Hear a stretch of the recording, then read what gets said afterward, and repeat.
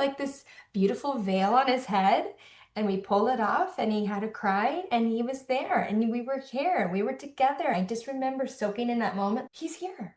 We did that. I did it. I did it again. It was so beautiful. And it was just such an incredible difference from this thing happening to me to being a co-creator of this beautiful, amazing home birth. It was beautiful.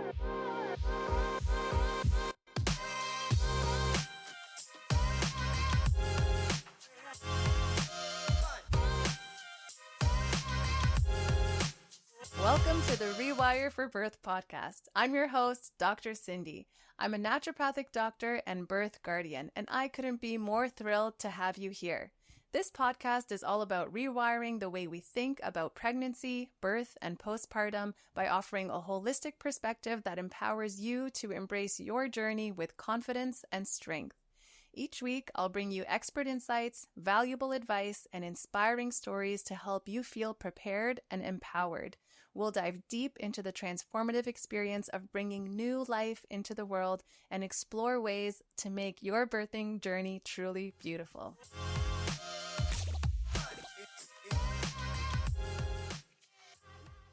Please remember that although Cindy is a naturopathic doctor, she is not your naturopathic doctor. This information is made available to you for educational and informational purposes only and should never be used as a substitute for medical advice. Please see rewireforbirth.com/disclaimer for details. On this episode of the podcast, we have Kylee Zeck. Kylee is a devoted wife, a mother of 3, a natural birth advocate, and compassionate supporter of natural health. She's also a dedicated student of homeopathy. After spending nearly a decade battling multiple autoimmune conditions that her doctors told her that she'd never be able to reverse, Kylee proved them wrong. In 2016, she completely healed from those conditions by embracing a natural, holistic approach to health. Her motherhood journey further deepened her convictions. Kylee has experienced 3 distinctly different birth settings: a hospital birth, a birthing center birth, and a home birth. This personal experience gives her unique insight and contrast, fueling her advocacy for natural and empowered birth experiences. Today, Kylee continues to inspire women by sharing her story, advocating for bodily autonomy, and helping others reclaim their health and birth choices through education, example, and community. I am so excited for you to hear this episode. Not only is Kylee lovely and comes with so much knowledge and wisdom, but you are going to be able to take so much away from this episode. We get into what it's like to experience an unplanned C-section. We get into what it's like to have a VBAC at a birthing center. We get into what it's like to then go on to have a home birth, not without its hiccups. And Kylee candidly talks about birthing trauma, the things that she wishes that she knew, how she navigated this whole process during COVID. And we also touch upon homeopathy. So you're going to gain insight into navigating birth after trauma, insight into how to trust your intuition and make informed choices that align with your values. So let's dive right in. I am looking at the lovely Kylee Zeck. I am so glad we can make this happen. You have 3 kids. One of them is just 5 months old. So we are squeezing this in. So I'm truly, truly grateful for you being able to make this happen. And also that we got the time zones correct, because I wasn't sure if you were in California or you were in Texas. So happy we got that sorted out. Welcome to the podcast, Kylee. Thank you so much for having me, and thank you for thinking about me. Yeah, I wish I was in California, but no. We're in the second California. We're in Texas. So all the people that left California are here. So pretty much it's the second California. Yes, I've heard. And I do just want to say that the reason I thought of you was because a friend of mine who knows I'm obsessed with birth sent me a post that you wrote, and it was just so beautiful and so touching. So I can't wait to get into your birth stories. And if you're okay and comfortable with it, I'd like to start with your first birth story. Absolutely. Yeah, so my firstborn 8 years ago, actually, was an unplanned C-section. I was 26 when I had him. So I was very young, very new into the birth world. I didn't know, I was just coming into natural health. So I didn't know that the birth world was also, I wouldn't say all corrupted, but mostly very westernized. And unbeknownst to me, it was just very medicalized. And I didn't look in that direction. Everything was just happening to me because I was like, oh, although I got off of all of my medications from previous lupus or rheumatoid arthritis, I had no idea anything about birth. I had no background. I didn't even look into it. I fell pregnant, and here we are. And so I went to a traditional OBGYN, and I was technically high risk because of my lupus and rheumatoid arthritis history. And so right away, I was monitored closely throughout the entire pregnancy. And so there was a lot of fear that was instilled in that pregnancy because I had tested positive for a specific antibody that can cross the placenta and cause potential congenital heart block.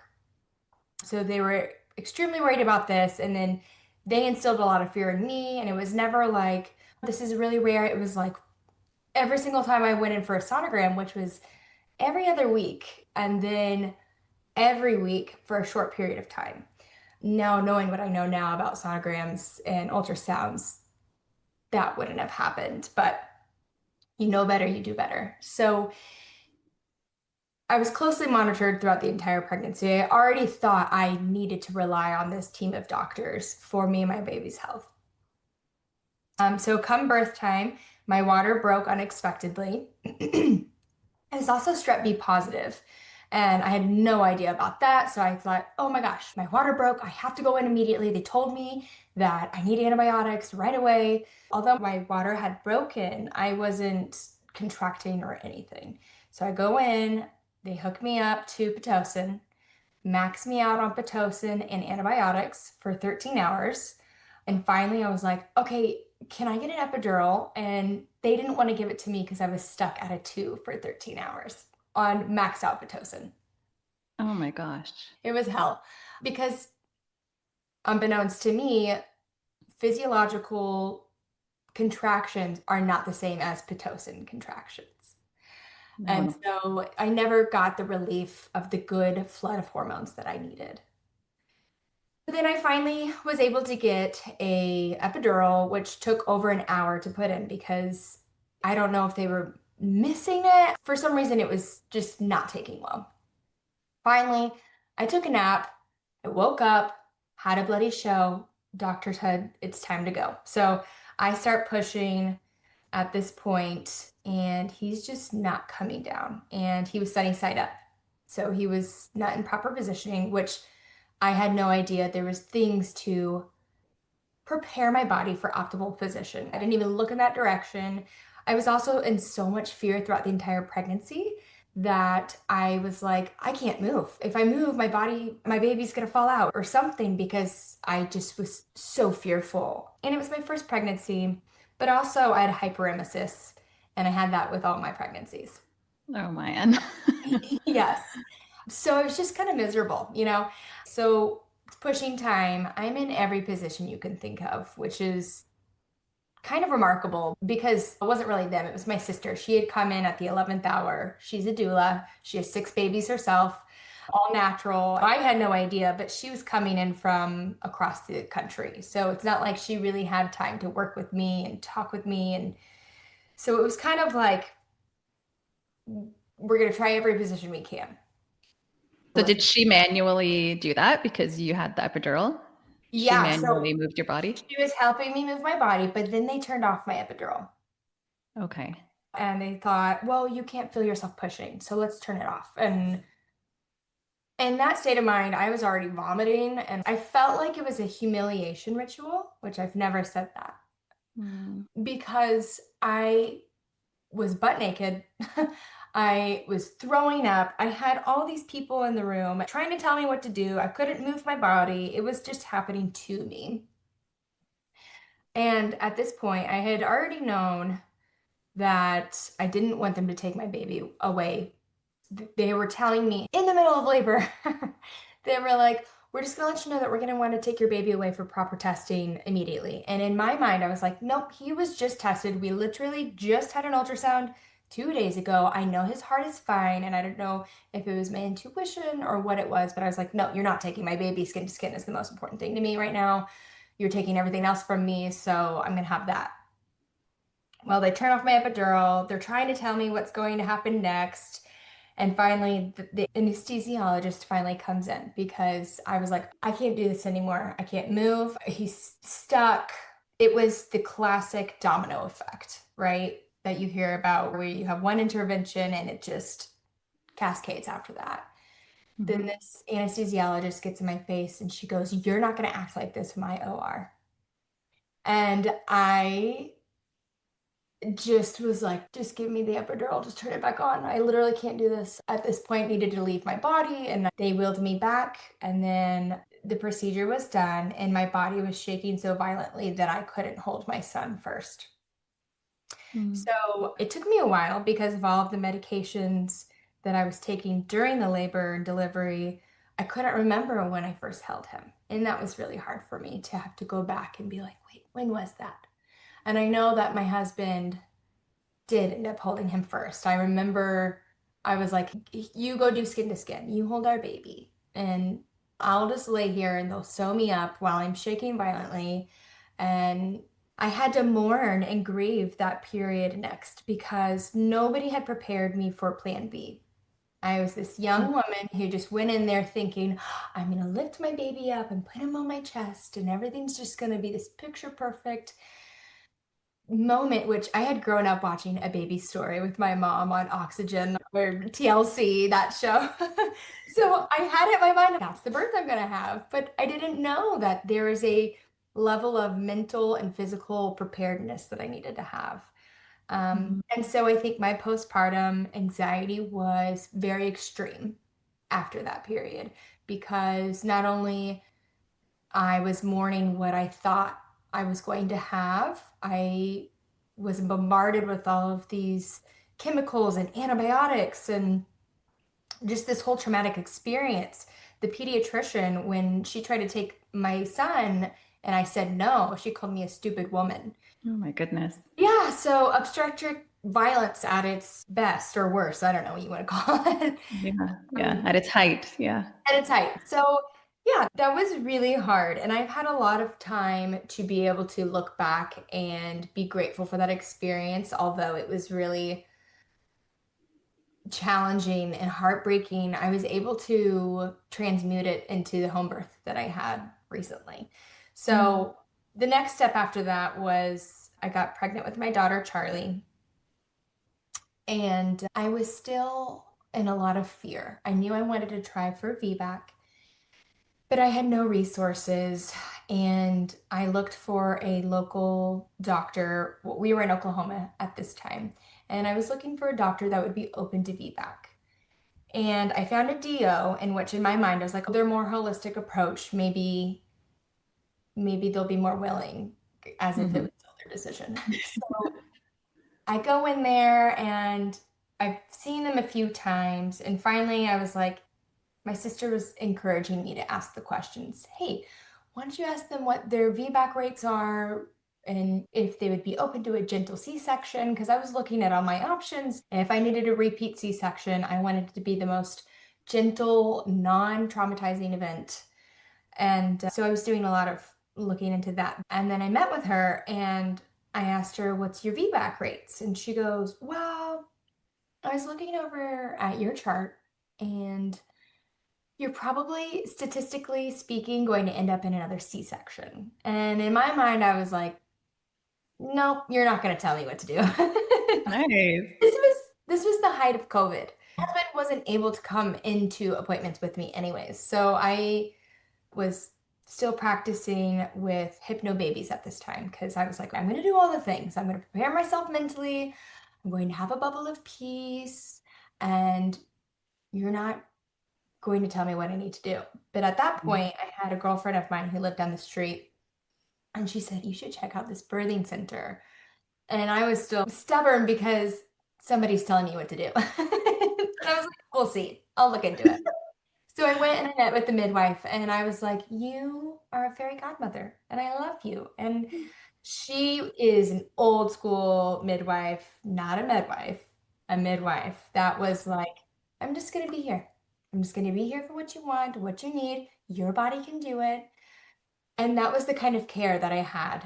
Still getting some sonograms here and there because I still had that lingering fear in the back of my mind about what if congenital heart block happens to my daughter? Because I had already gone through a car accident, I had slipped on ice, I went through all these things during my pregnancy with her. Oh, wow.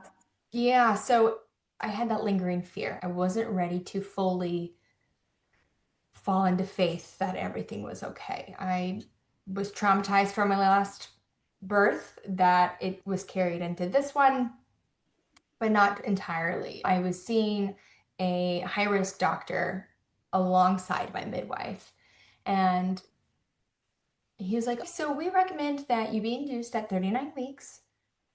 And I'm sitting there like, I don't think so. And again, my husband's not with me. He's wearing a mask and they're wanting me to wear a mask. And I'm pulling the I'm really pregnant and I can't breathe card because I'm not wearing this mask. I'm sitting 6 feet away from you across the table. I think we're fine. I was trying to get my little wins to like assert my power. Yes. And he's sitting there and he's a male, which I think there is a place for men in the birth world. My husband's very passionate about speaking about birth and the empowerment that comes with that, just being the father. But this man is telling me when I need to birth my baby. I don't like this in my head. Mhm. He's still working on my voice. I think I don't want to be induced and I'm going to see a midwife. And he's like, so you mean you're going to go into birth spontaneously? And I was like, who would have thought? Yeah, actually, that's what they've been doing for thousands of years. And he's Yeah. like, What a well, radical idea. oh my gosh, he looked at me like I had two heads. And he goes, you know, you can rupture because of your past C-section and it could be catastrophic for you, which I know there are risks and that happens in unfortunately certain circumstances. But this time I felt really confident. I was doing yoga, I was moving my body, I was doing the mindful practices, I was praying, I felt like I was preparing myself. I was like, I'm doing this VBAC. This is what I'm getting. This is what I want, and this is what I'm getting. There's no other thing. Although I still was practicing and planning for a plan B should I needed to transfer because I didn't want to be disappointed and have to grieve something all over again. Mhm. Although I had my mind set and our minds are very powerful, I was also holding the space for every possibility, but it just wasn't the forefront or focus of my mind. Yeah, I like that approach. And that's what I tell a lot of my friends now because nobody had prepared me. And I think if I had that little room to give, if there is a plan B mentally to change that in my mind, I think maybe postpartum would have been a lot different for me. Yeah. Anyways, Yeah, so much of the trauma, of course, whatever happens in the birth experience can contribute to that, but also the unexpected factor is mhm, what puts us into that state of shock and trauma so much of the time. It's good to just be open to the what if. mhm. Yeah, totally. I learned that the hard way, but now I know it's a good practice to have kind of with everything. So I basically told that doctor goodbye. Never saw him again. And then 2 weeks later, actually, it was like this snowmageddon, is what they called it in Texas. There was Oh, this, yes. yeah, there was this major snowstorm. And my midwife calls me and she goes, hey, I just want to let you know sometimes they close down the road. But you know what? If that happens, just grab a whole bunch of towels and have your baby at home. I was like, oh my God, I am so grateful that you have that much confidence in me because that also makes a world of a difference. If you have a provider or a caregiver that it's like, you can do this. The stark difference between this is going to be catastrophic versus you can do anything. Mhm. That just can change so many outcomes. Mm. So I'm curious what that felt like. Had you even thought about a home birth at no, that point? no, no, no, no, no. Was that a bit of a shock of like, Yes, oh, it was. She had a whole bunch of towels. And if you need to, you could call 911. She's walking me through all these things because she knew at this point I'm not going to the hospital, especially where we were living. There was horror stories, and I was doing my best to protect myself from what was happening around me, especially COVID. I was like, I don't want to wear a mask. That was another big indication for me of why I'm not going to go birth in the hospital, because they better not tell me to wear a mask because you feel claustrophobic and just the symbolism of that. Um, and being able to breathe freely in labor yes, is yeah, critical, essential. yes, Yeah. absolutely. And so that was another big reason where I was like, this is just not going to work for me. Yeah. She had that much confidence to walk me through how to do a home birth. And I was like, I love that you love that about me, but I'm probably not going to do that. I just wasn't there yet. And so my husband and I actually ended up going ahead and staying at a hotel near the birthing center. She didn't come, of course. She wanted to stay in there a little bit longer. So finally, 40 weeks and 2 days later, I wake up in the middle of the night with contractions, and I'm like, oh, these ones are kind of different. I should probably start timing these. I go back to sleep. I'm listening to my Hypno Babies tracks. And then I wake up and I'm like, oh, these are kind of hard. I don't know. My mom's like, you are sounding a little different. You should probably go in. But I'm still in denial at this point. My birthing center where we're living at the time was about 45 minutes away from our home. So she's like, just go get in the car. It doesn't hurt to go see your midwife and see what she's thinking. I call her and I'm like, hey, I'm on the way. I'm not really sure if I need to. Hold on. Okay, never mind. We're coming. Bye. Because I was still in such denial that this was even it. And I hadn't felt what true contractions were like because Mhm. of the Pitocin experience. So I'm like, okay, I can handle this. I can do this. So I go see my midwife, and she's like, what do you want to do? Do you want to hang out? Do you want to lay down? Do you want to go get a coffee? Go for a walk? You probably have some time. And I'm just like, okay, we're gonna go. Went for a walk. It was freezing. It was February. And then we came back. We got back around noon. 6 hours later, I had her in the bathtub. It went pretty fast, and it was quite a shock to me how much the difference in contractions from early labor to transition. But I got Yes. through it, and then she was there, and it was just the most empowering thing I've ever done my entire life until recently. I mean, each story of my births have, as unfortunate the first one was, they each have their own meaning and lesson and triumph in them, regardless of what happened. And my midwife, she didn't even touch me. I was like, can you grab her? And she's like, no. I'm telling you, she's like a fairy godmother. Her voice was so calm and guiding the whole time. She was my voice of reason, the whole thing. She was like, her arm is stuck because she came out waving. So just give me one more push. I'm so glad that she didn't intervene because I pulled her out. I was the one to pull her out and pull her on my chest, which is the thing that I wanted, that moment that you work hard for. And my first words were, I did it. I did it. And so that was my daughter's birth. It was so transformative and the most empowering thing. I think also after a C-section, the difference of them telling me what to do to my midwife encouraging me to have my own autonomy to make my own decisions. What do you want? But she's there. She's still that sound of voice of reason for me that I felt like was a safety net. I felt held by her. Uh, Mm-hmm. She sounds amazing. yes, she is. And which is just funny because I've had other people that are like, you're so lucky that she was that way because midwives can be so, maybe that does happen, but it wasn't in my experience. And because I had such a beautiful experience, I also did have midwives for my home birth. Mhm. And it's really hard because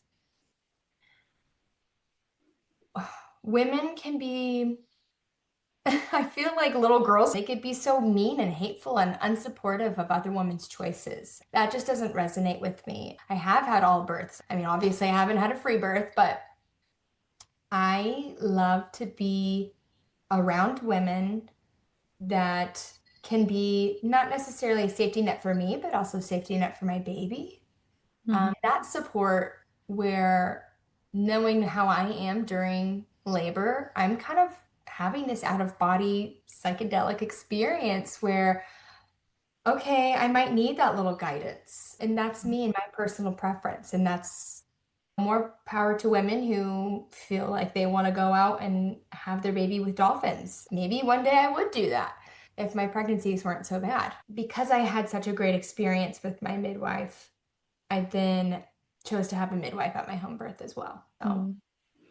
Yeah, there is controversy in this space. There's also system, anti system energy in this space. And I think what smooths that out for women who are actually pregnant and needing to decide what to do is mm, tuning into their intuition, because you have 100%. all these resources, all these options available to you.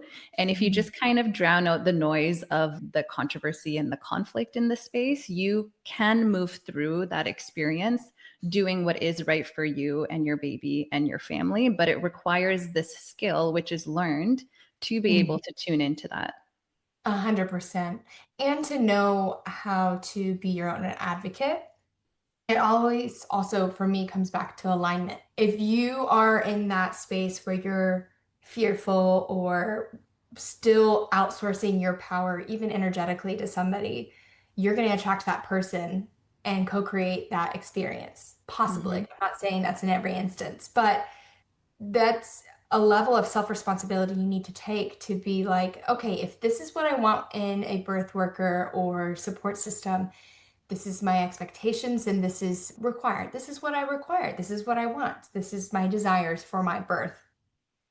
And it's all about finding there are women out there that will support you. There are also people out there that will try to pull, well, I have a license. It's just really depending on finding the right people to support you. I realize that might not be accessible to everyone.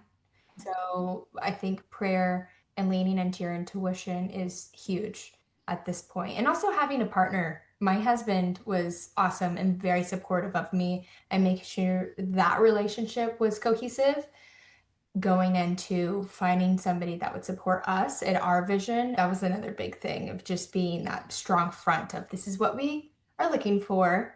Can you provide your Mhm. service?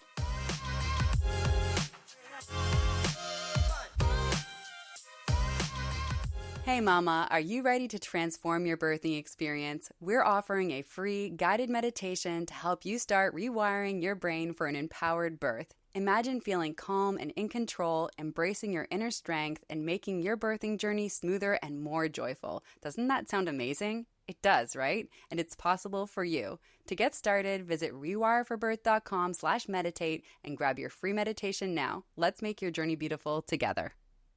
And fortunately, we did find a team of midwives. And I went in there with questions because I was like, I'm hearing a lot of stories about women basically being put in their place or feeling like they're having horrible situations because all these midwives are pulling their licensure card on them, saying, actually, you need to do this. And I want to know what your response is to that. And she said, well, I work with a team of midwives.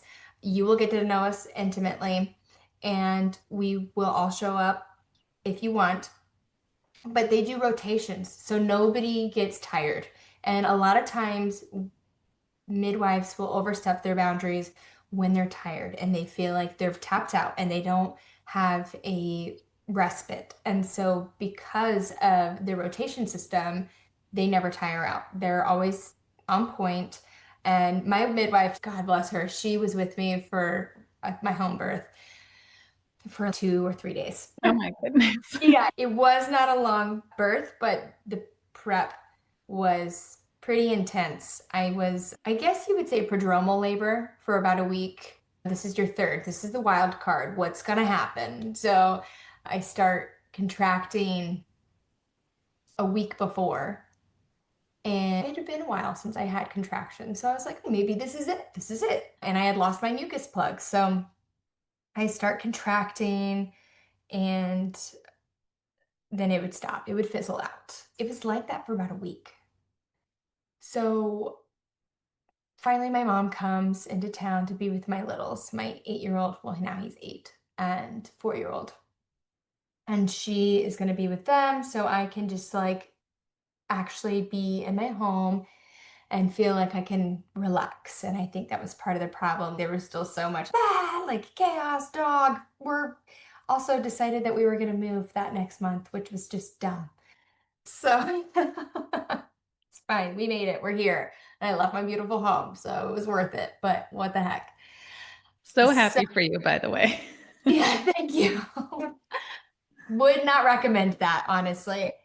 But finally, a week later, I did see a chiropractor and she was like, "Your tummy looks different." And I didn't realize my son's body had kind of come out so far. My tummy had come out so far above across my pelvis that he kind of was malpositioned. And so my water breaks on the new moon. I think it was the 29th. And there was meconium in my waters. And because of recent stories that I had heard, I immediately was like, okay, this is going to be a mental game. You're going to have to stay out of fear. Just because there's meconium doesn't necessarily mean that everything's wrong or that anything's wrong. Remain calm if you can. I called my midwife and I said, "There's evidence of meconium. Can I send you photos?" And she's like, "Yeah, go ahead. Send it to her." And she goes, "Yep, looks like there's some meconium in there. It's okay. It's not too concerning for me. But we just want to mitigate infection. So we're just going to keep an eye on it." I'm like, "Okay." So no contractions, not contracting at all. She comes over because she's like, "I could be there if you need me, or I could come over in the morning." I was like, "I think I need you here." This is where I kind of differ from women who are wanting to free birth, which that's their choice. They feel supported with their partner, and that's great. I want the wisdom of a woman who has seen this thousands of times or have been there, and it's not that I'm necessarily outsourcing my power, it's that I can feel empowered, feeling supported where I'm at in that moment with the wisdom and feeling held in that moment by another woman. Absolutely. I think there's something to having the reflection of someone who is experienced and is calm, seeing what you're going through, seeing what's unfolding, to give yourself permission to also go into a state of trust and faith and surrender.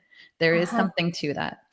Yes. And I love that you said that the mirroring, because it's almost like sometimes we just need that reminder or encouragement that it's all going to be okay. You're going to be okay. And your body is doing what it was designed to do, to have that reflected back to you. We don't need to panic because there is a very real sense of panic and overwhelm and exhaustion and fears that do pop up right before leading up to your birthing time. And if you are not able to get in that energetic resonance, having that person there to be like, "It's okay. My husband, he's great. And he's telling me I'm great." But I'm like, "You don't know what this is like." Because yeah, I digress. But she comes over and she looks at my belly and she's kind of like, "Oh, okay.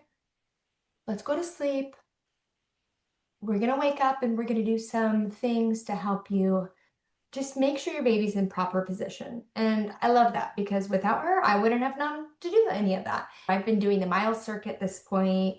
I know all the exercises and positions to get into, but a midwife who's been practicing for decades knows how to get your baby in a good position. And so Alec and I, my husband, we were working very diligently to get my belly into position. And I was also exhausted at this point because I was contracting all throughout the week and just like working up for it and then fizzling out, working up to it and fizzling out. So Mhm. I'm really tired at this point. Sitting on the ball, I have a rebozo on. We're also doing the belly binder just to make sure my tummy is not so far over, protruding to where his body's not in alignment. Then the next day at around 6 p.m., she's giving me options, and I'm just kind of not sure what I want to do because I'm not contracting and I have time. It's not like there was a race against the clock by any means, but there was meconium. And Mhm. in the back of my mind, I'm like, I just want to make sure my baby is safe and everything's okay. Mhm. So I just want to make the right decisions. That's really hard when you're in a position of lingering fear. I had also had a friend of mine, very near and dear to my heart, recently have not a good outcome. And so I'm being mindful of my words because I know pregnant women listen to your podcast and you don't need all that. We But appreciate that. yeah, but also I was carrying her story into my birth story and I was trying so hard not to. Mhm. But things were kind of similar. And so I was like, it's going to be okay. It's going to be fine. I ended up starting to pump because I wanted to induce contractions at this point because my waters had been broken and nothing's happening, not contracting. So I'm just trying to remain encouraged. My body knows what to do, but why is it not doing it? And this is where Mhm. homeopathy comes in because homeopathy, if you're not familiar with it, is just the most gentle, beautiful form of medicine that's non-toxic and very supportive in any stage of life. You can be pregnant, breastfeeding, acutely sick, chronically sick. It's just such supportive medicine. And I had this beautiful Mommy and Me kit from Melissa Cups. She's that homeopath on Instagram. I'm actually a student homeopath right now with her Remedy Academy. I cannot speak highly enough about that program. Amazing. Yeah, I'm a student at this point, but she sends me the Mommy and Me kit, and it has all of these amazing remedies that you can use during labor, delivery, and postpartum period. Mm. And so we bust out the kit, and there's two remedies in particular that are really good for stalled labor and non-consistent or spasmodic type of contractions. And that's cauliflower and centrifuga. And Mhm. disclaimer, this is not medical advice. If you are using homeopathic remedies, my advice is to use it with a trained homeopath because you don't want to be using these remedies when it's not the proper time because they can induce labor and they can induce uterine contractions. But here's where I'm also like, it's not like a drug where you're inducing anything. It's a natural form to encourage your vital force. In homeopathy, we use the words vital force, which is similar to prana or chi, your body's soul, your light, whatever you want to call it. It stimulates your vital force to use your body's innate intelligence to do exactly what it's supposed to do. If it's going to take the medicine and work, then that's what your body needed. If it doesn't work, then it wasn't time and it wasn't meant to be. So I'm pumping and taking these homeopathic remedies and nothing's happening. So at this point, I'm like, okay, I'm just going to stop. I'm going to rest. I've been taking these remedies and I'm just going to go to bed and we'll see what tomorrow brings. I figured something's going to happen at night because contractions and babies come at night Yeah. because the height of the oxytocin, which is another beautiful remedy in that kit that's amazing for the bonding process after if women are going through a traumatic birth experience and they have trouble bonding with their baby afterwards. The oxytocin homeopathic remedy is beautiful for that. Oh, So, lovely. Melatonin also, Kate, plays a key role in why so many people go into labor at night. oh, I'm sure. And that's why I was making sure that the lights were dim. I had everything set up. At this point, I didn't even have the birthing tub blown up. And in the back of my mind, I'm like, should we do it? It's hard to coordinate all the moving Yeah, parts. it is. And she's like, let's just go to bed. We'll take a rest. I'm sure the night will bring something. We go to bed, and literally it was like, get out of your bed. You're in transition. Get on the floor. It's go time. No. Like, there was no early labor. It wasn't like, this is gradual, this is okay. Let me get into my hypnosis. There was no time for hypnosis. You're in transition. Wake up. I had two contractions and I was like, you gotta go get her because we're doing this now. It was like a dump of hormones that my body was like, I felt very faint. So I'm on the floor, that familiar feeling like I'm gonna poop. Somebody bring her out. What's happening? That flood of hormones was making me very dizzy. My body is super hypersensitive to things like this. And if you know your body and you trust your body and you know that you're not like that, I can see where women would choose, I don't need all this intervention. But for me, I'm like, am I okay? What's happening? Oh my gosh, this is a lot. And she was like, you're fine. This is great. This is all normal. She's amazing too. I really lucked out. I really prayed for alignment and for the right people to be in my life because outside of birth, I've already been abused by all of these nasty people. It's not going to show up here. This is not the time or place. Not the lesson I need to learn right here and now. So she was great. I remember my husband standing over me with the fan. He's like, should we maybe blow up the pool now? And she's like, yeah, probably. Okay.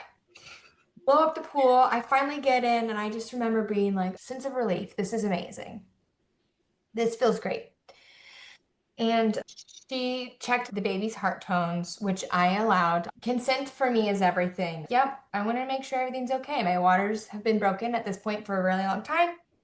So I just want to make sure everything's okay.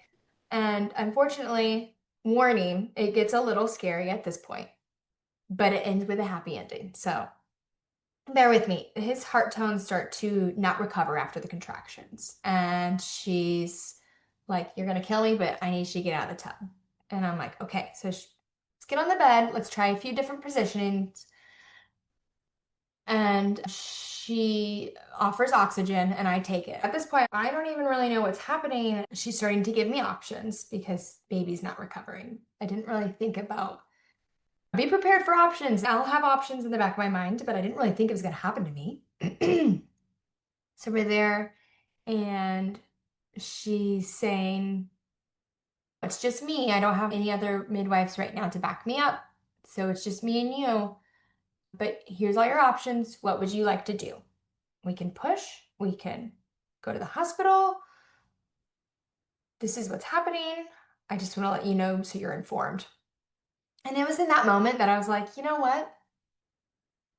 If I have to go to the hospital to save my baby's life, because here I have this story in the back of my mind of my really close friend, I want to do everything I can for my baby. I'm not ready to go through that mourning process. I cannot do that. So if I have to go to the hospital and let go of my home birth, then that's what I have to do. I'm okay with that. And almost like within minutes in that moment, his heart started recovering. It was almost like once you surrendered and trusted, no matter what, everything's going to be okay. I was having dialogue with God at this moment. God, just tell me what to do. Please be with me. I need your guidance. I need your protection.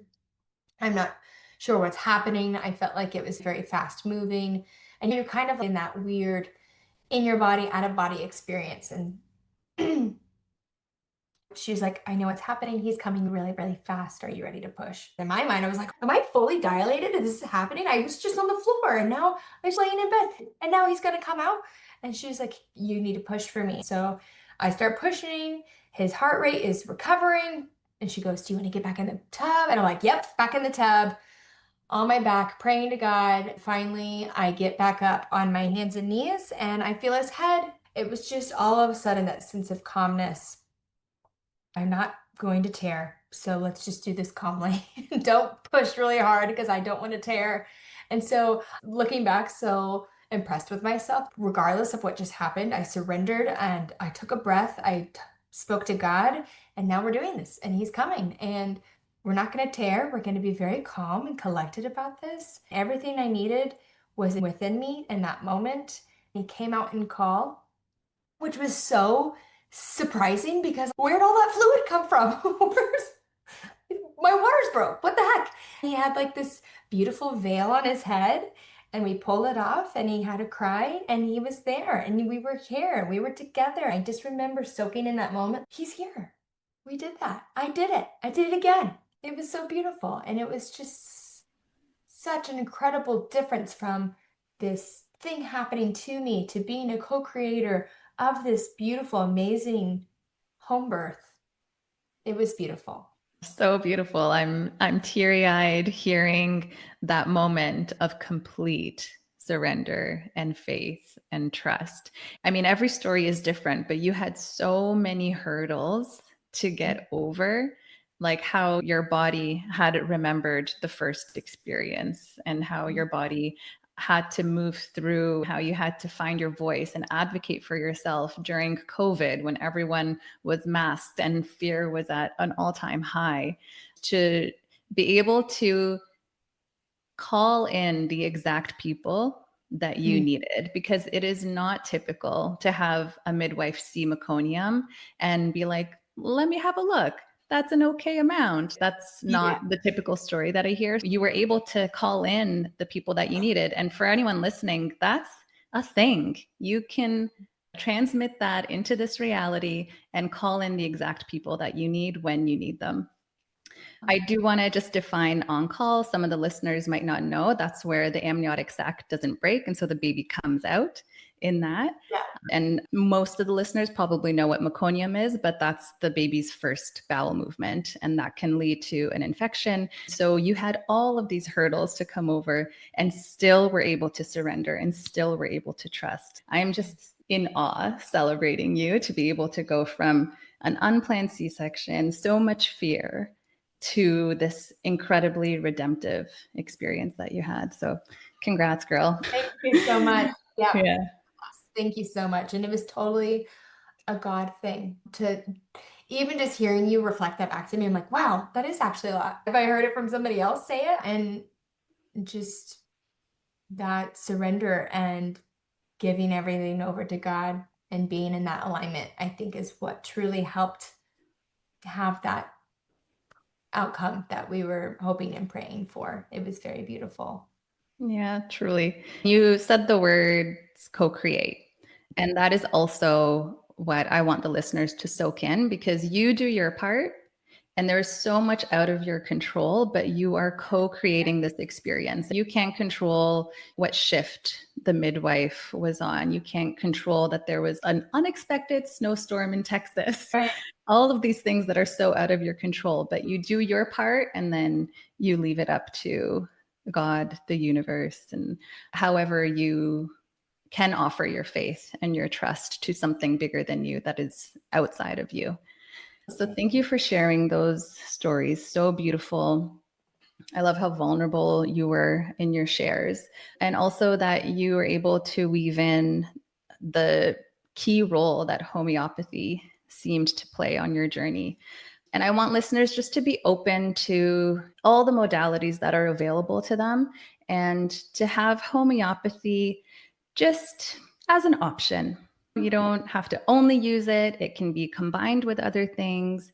It can just be something in your toolbox that you pull on in those moments that you need it.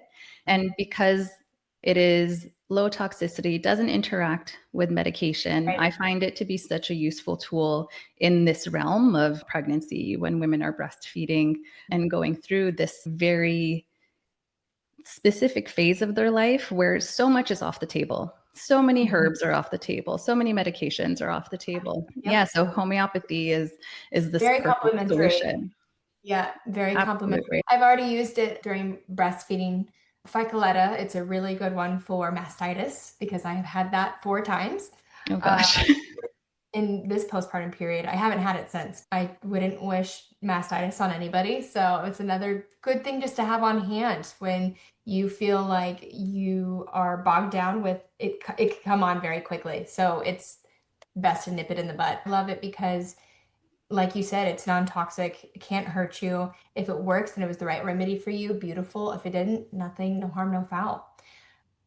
Mm. And those remedies that I use for physical support also are really good for things like fear or exhaustion and emotional states that we can see in women during these times. And yes, you can call on your faith, you can call on God, Jesus, whoever you pray to, but also sometimes things that you carry in from previous births or stories that you've heard can really take hold into your vital force. And if you can't really get out of that rut, homeopathy is a beautiful complement to be able to just help move through those times and those emotions and those frequencies that you feel like you're stuck in. Yeah. I love that it brings in that emotional aspect, which so many other modalities might not incorporate into the mechanism of action. And homeopathy is great for that. Barbara Harper on the podcast uses Ignatia often. But yeah, it's such a sense of grief for so many women going through this experience. So she leans on that a lot. And I'm curious, do you use it with your kids? Oh, every day. Pediatric? Yeah. Oh, really? Nice. Yeah, I do. It's crazy because even recently, although I'm so immersed in homeopathy and learning about all these remedies, my 4-year-old daughter, she's 4. So is she showing normal 4-year-old meltdowns? I don't know, but she's a spicy girl. And she can be very reactive and just this very hypersensitive personality. But it seemed it had tipped to very prominent this period of time. And I was like, you know what? I'm just going to try a remedy. So I tried pulsatilla, also another really good remedy. Not medical advice. Go do your own research. It's a very good remedy for breech babies. So I gave her pulsatilla and it wasn't really doing what I needed it to do. So let's switch it to Nux Vom, which also fit the totality of her symptoms because she has really bad GERD. And so Nux Vom can be really good for nausea in pregnancy or during labor and delivery if you're somebody who vomits during delivery. So I gave it to her and I totally saw this shift of emotional regulation. And she hadn't been complaining about throwing up in her mouth. It was just amazing to be able to see how this one little pilule can totally support you on an emotional and physical level. So that's my passion now. And just to see it work so intensely on my immediate family for acute, I'm also working on a chronic level with my son. I'm also personally taking a remedy called carcinosin, which is for very deep miasmatic, which is your ancestral inherited taints, I guess you would say, since glandular fever, mononucleosis, that kind of thing. The things in your intuition that happen after taking these beautiful remedies, it's really hard to just put into words. And I could go on for another part 2 podcast about that. Which we may have to do. I know. Yes. Yeah, I just want to encourage listeners to have an open mind when it comes to the various modalities that can support them. And I'll put the remedy kit that you mentioned in the show notes. Yeah, so people have access. Yep. And if you use code ZECK10, you could get 10% off of that as well. Okay, amazing. I'll put that in the show notes too. I also have my top homeopathics to use in labor, birth, and postpartum that people can download as well. So these resources are out there and just letting people know that. I also use it with my girls. Sometimes it's helpful just to, they're crying, they're in a tantrum, and you offer something super gentle, like arnica, for example, if they've hit themselves. And it does really offer that nervous system regulation that you're talking about. Mm-hmm. If nothing else, it offers that to them. So Kylee, my last question as we wrap up, I'll do my little preamble. When a new life enters this reality, there is a profound imprint that takes place. And that can be an imprint of love and safety and trust, which are all signatures of oxytocin, like this big welcome party, which also initiates this intense bond between this new life and the family, the people who are meant to care for this new life. Sometimes that's not what happens. Sometimes that's an imprint of fear, of mistrust, of uncertainty, of survival mode. And that imprint also can last a long time. It's not permanent. We can do a lot of things to repair that. But as a naturopath, I believe in preventative medicine. Why repair when we can prepare for this experience? When enough families are supported going into this birth process, which according to your first experience, there was a hole in your education. Like so many of us, we're not taught how to prepare for this experience. But if enough of us are prepared, the next generation can move through the world from that place of love and safety and trust. And I think that has huge ripple effects on what we can see this world. Mm-hmm. So with that being said, what would you like to imprint onto the ears of the listeners? It's a lot of new moms, a lot of families preparing for birth. It's also a lot of women who want to birth something creative into the world, a business or a movement. What would you like to imprint onto their ears? That's a really good question. Something that I could be telling myself in the moment, actually. I would say less is more. Get back to basics.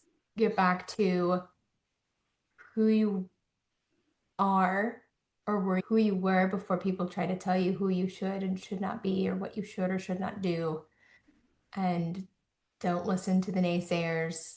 Get back to your creator, who you pray to, God, the universe, whoever you call that. I call it God personally, and get back in touch with your intuition because your body and your own innate intelligence knows what to do.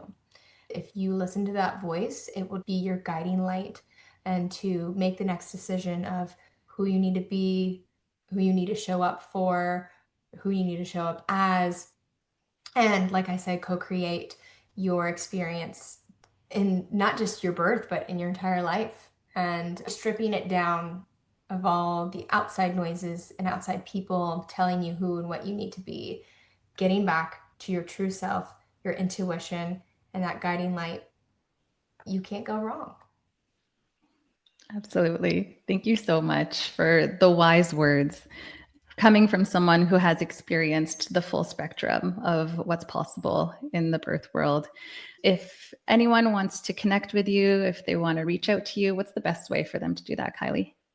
Yeah, probably my Instagram. It's at Kylee.Zeck, Zeck. So you probably find me on that. Amazing. I'll put that in the show notes so people can connect with you, share their stories with you, learn from you. If they're curious about homeopathy, I think you'll be a great resource for that as well. Absolutely. I talk about it all the time. Okay, amazing. All right, you can get to your 5-month-old now. I'm not holding you hostage anymore. Oh, Thank you thank you so so much. much. Bye, Kylee. Bye-bye.